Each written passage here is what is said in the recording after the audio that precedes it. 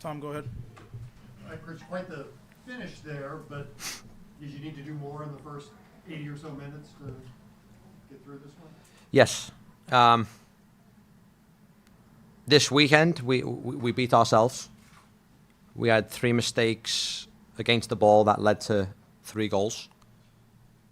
And as much as I do appreciate the response and the effort, it took 75 minutes of a football game to get to that point.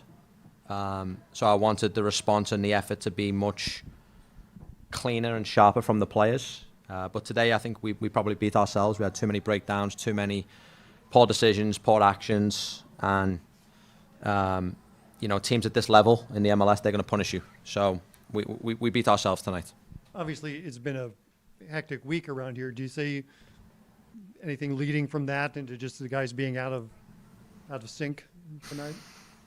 I don't think so, because the one thing I quickly or closely evaluated today was what was the mood like when they all showed up to the facility. What was the mood like in the locker room?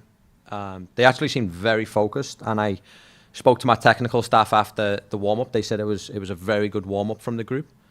We had a couple of moments early in the game. I think they kind of let us have the ball and let us start dictating the tempo early, but they were pretty organised in a mid-block. We were probably too slow in moving the ball around early in the game to really hurt them.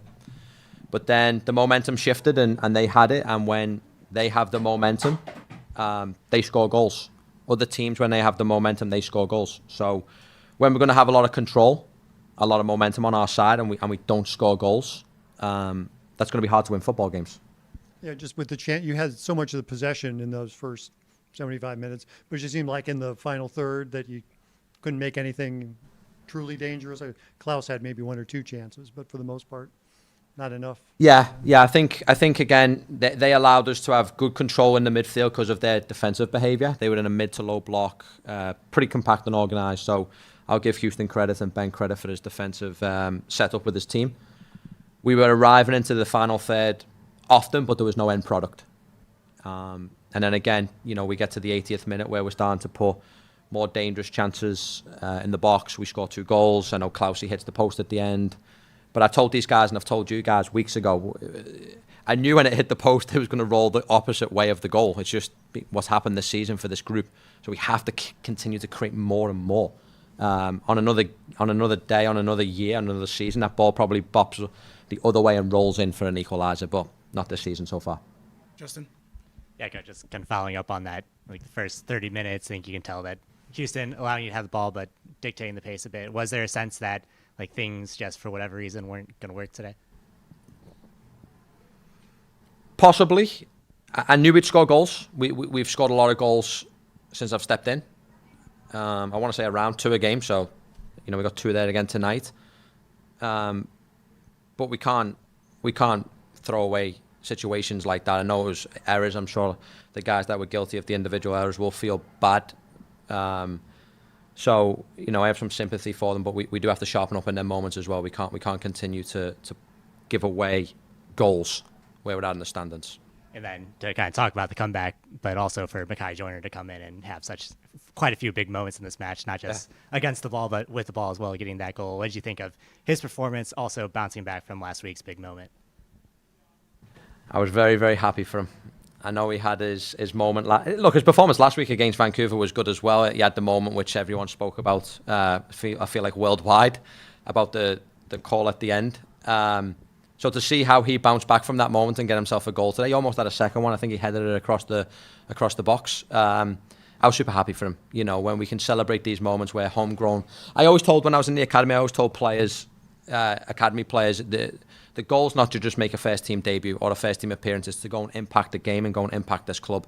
And he'd done that tonight, so I was super happy for him. Just being so involved in every space, it seemed like. Yeah, absolutely. He's dynamic, he's pacey, he's brave, he wants to take on defenders. He's got a good end product with his finishing and crossing, and he's very good in the air as well. So good performance from him. He was one of the positives tonight. Thanks, guys. Yeah. Raul? Coach, you said that it took you 75 minutes to get into the game. Now, what you have to change for next weekend against Dallas in order so that doesn't happen again? I think the easy one to say from the eye of a fan and a supporter is fix the individual mistakes. 3 poor individual errors today cost us 3 goals. When I look at it and analyse it probably deeper, we have to be much more quicker on the ball when we want to break a mid-block down. If you're coming up against a team that's going to sit in a little bit deeper on you and you move the ball too slow, you'll never threaten a goal. It'll look like you have a lot of moments, but you'll never truly threaten a goal. So we have to be more clinical in how we move the ball and how quick we move it. Whether that's the quality of the pass, a guy being brave to take on a 1v1, they're going to be moments we're going to have to focus on this week in training. Is that why you think that Joyner fits so well in your team? I mean, it's probably one of the youngest players that is having more minutes. Do you think that maybe in the future, for sure, he will be a great player, but do you think in these next 6 games, do you think he can actually be a key player for the team, being one of the youngest or being the youngest? I do. His mentality is right. He's growing every week. He's getting sharper in training sessions. He's probably now nice and confident with his goal. But yeah, I believe Mykhi will help us, not just long-term future for this club, but in the short future, being the remaining games. Last but not least, what's the goal for the next 6 games, for the last 6 games?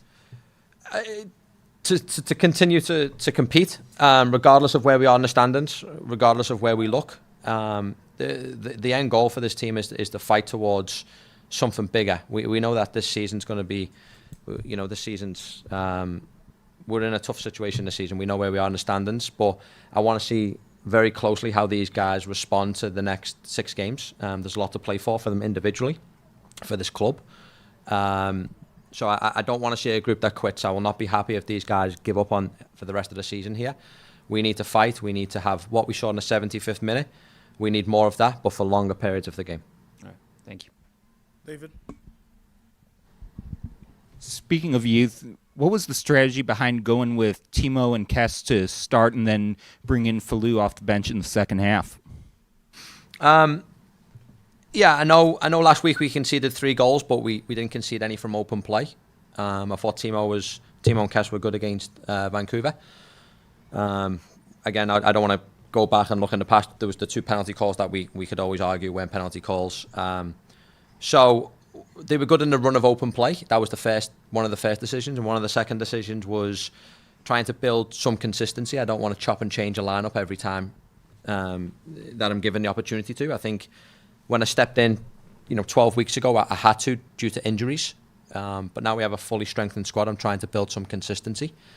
But yeah, Falou will put himself in the making for next week. I know he had that one error, but I look at it much more in detail than just one action. We'll finish with Tom. You're going to be missing Mykhi next week, right? You won't have him Yes, next week. correct. So, Yeah. but presumably the national team experience is good for him.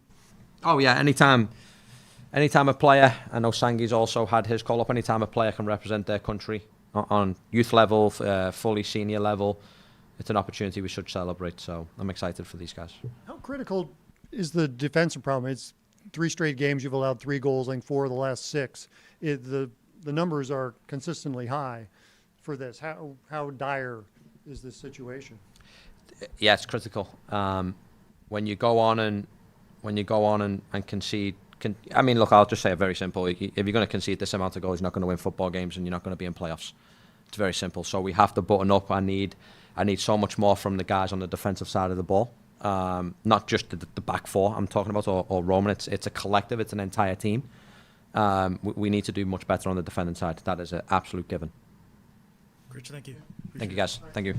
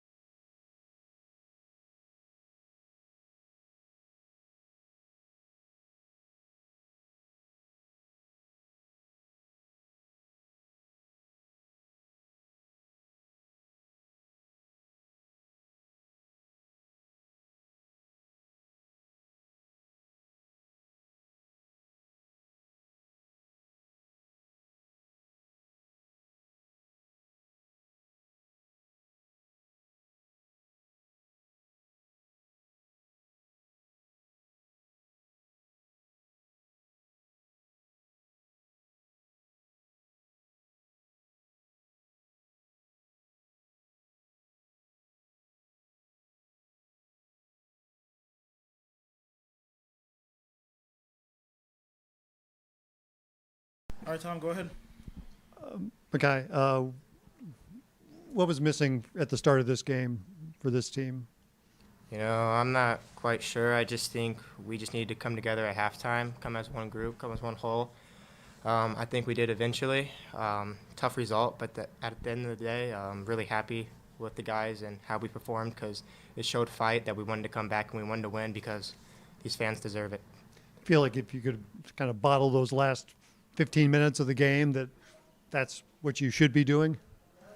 I mean, I didn't really think a lot. I just went out there and wanted to go play, try to be myself, try to be a good teammate, and yeah.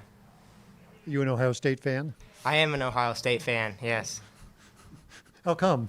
The family I live with, they're from Ohio.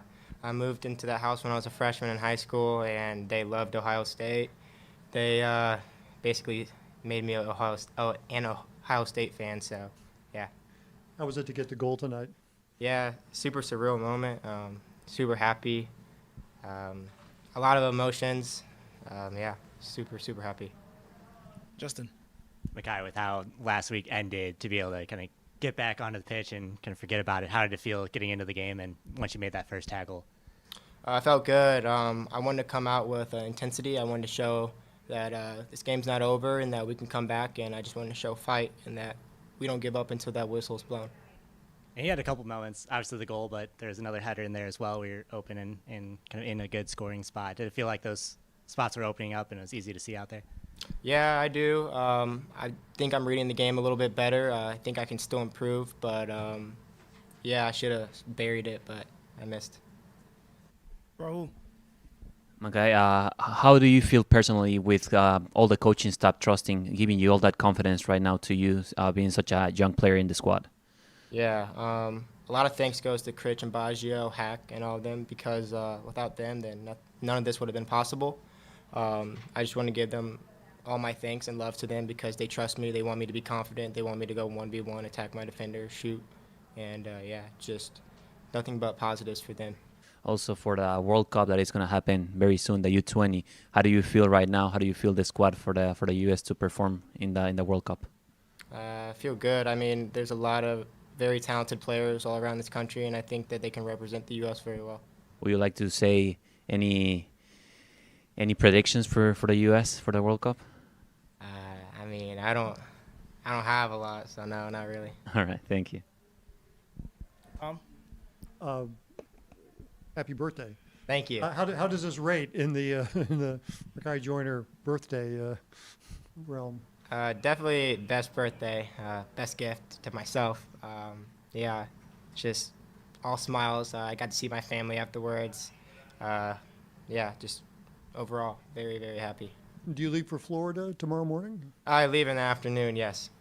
So what are you looking forward to in that camp? Is there any games scheduled or just? Maybe a scrimmage. I'm not sure, but just perform well and represent city and be the best person I can be on and off the field.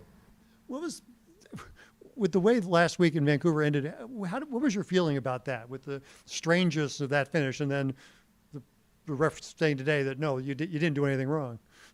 To be honest, a lot of credit goes to my teammates. They uplifted me. They told me that it's okay. Mistakes happen. I happened to make a mistake that game. Even if it wasn't a PK, I'm not going to be the one to point fingers. So I just used that anger and put it into the game tonight, and I wanted to show the fans that I'm here and I want to play and I want to score and I want to win. Do you feel there's something you should have done differently in that situation? No, I just think I was unfortunate, to be honest. I think, yeah, that's really it. Cool. Mykhi, thank you. Thank you. Thank you.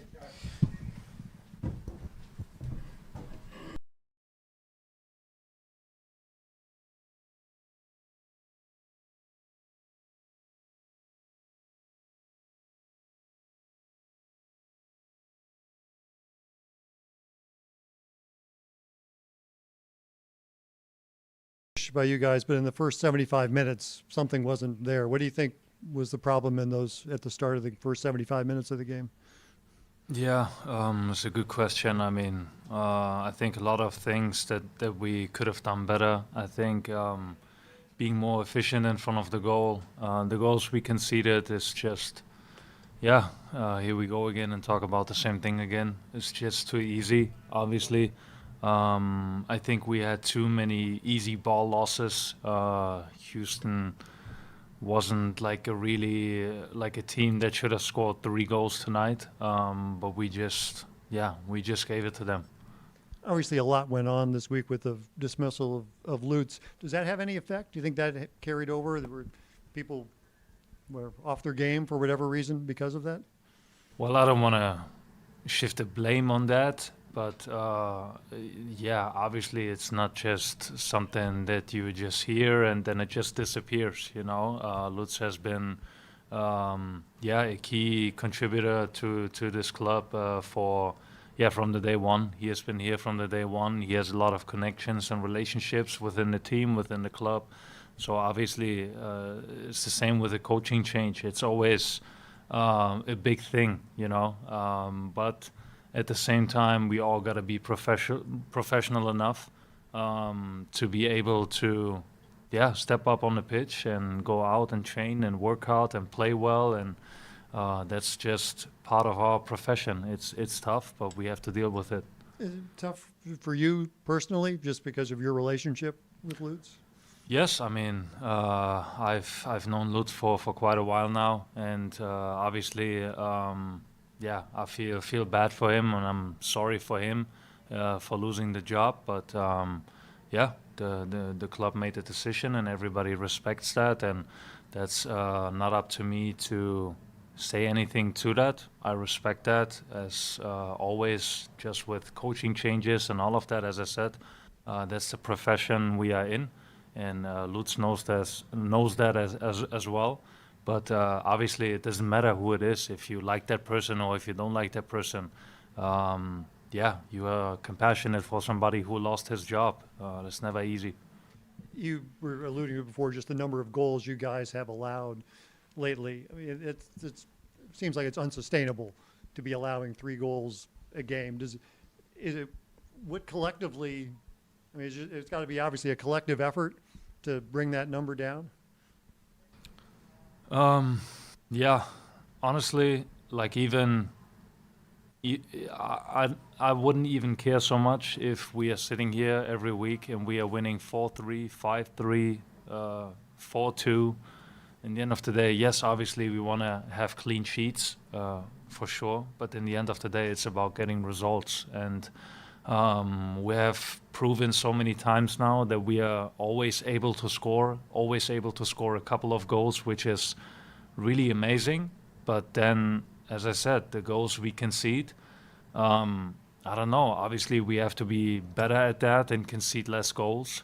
And we have such a great goalkeeper in goal, so it shouldn't happen so much. But it does, because we are just doing easy mistakes. We are, I don't know, just not there in the moment. Set pieces, it just happens too often. But if we say, okay, we can't just do it, getting clean sheets, okay, then we have to score more goals to just win games. Rahul? After this game, Edu, what do you guys talk through throughout the week in the dressing room, in the locker room, like this one, Vancouver? Close games where you guys lost by silly mistakes. What do you guys talk between all of you? Yeah, I'll be honest. It's tough. It's frustrating. When you come in, week out. It's a different story when you are not competing. When you are like really a team that is really bad, and you can tell, oh, okay, like we just don't have the quality. And yes, there are certain aspects where we have to increase our quality for sure, and where we have to get better at. But at the same time, we have proven so many times that we are able to even compete with the best teams, and that we should have gotten results. But that is a good thing and something you can build on. That's a good foundation. But at the same time, you just can't. You just can't console yourself with that and say like, well, we are actually doing good, because in the end of the day, it's about results. It's about getting points, and we are not doing that right now. So we can't be satisfied with ourselves, but at the same time, we also can't drag each other down and say, no, okay, like the season is over. We got to continue, and we will continue. We will get up one more time, and we will get up again and again and again until we get it figured out. What do you think it's the main goal for the team in this last part of the season, these last 6 games? Win as many games as possible. Win as many games as possible and getting results and prove everybody that we are not only able to play a good game and compete, but that we are able to consistently win games and not just here and there once in a while. Okay, thank you. Justin. I know it's maybe a little bit sour now that you don't finish the comeback, but to have your first goal when you're down 3-0 kind of spark that late run. First, what did you see on that goal? And second, what did you think of the response afterwards? Yeah, I can't remember who played the ball down the line to Simon. Was it Cello or Celio? Yeah. One of them. Yeah, I think it was a really good ball, a really good run from Simon, as he usually does. Drags a couple defenders out, and then in that moment he does well to lift up his head instead of just putting it into the box. I think his pass, that's what he also said, wasn't the best. But I was thinking about taking a second touch, but then I don't know.